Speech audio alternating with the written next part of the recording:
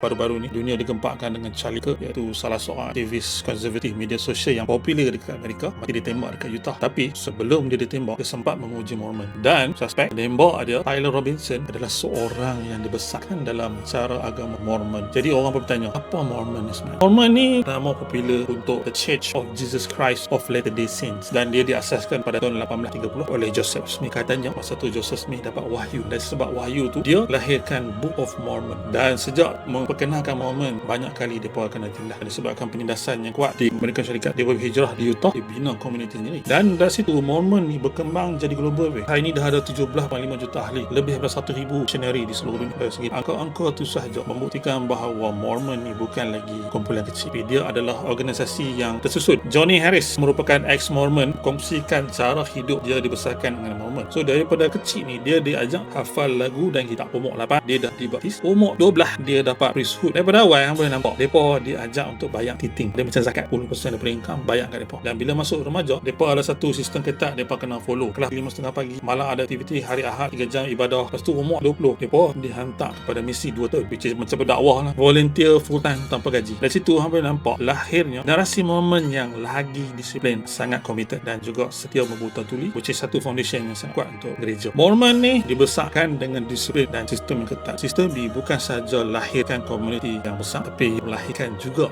duit yang sangat besar. Berapa banyak? 256 bilion aset. Persoalannya sekarang ni, bagaimana gereja boleh jana 265 bilion dan mereka jadi the richest church in the world.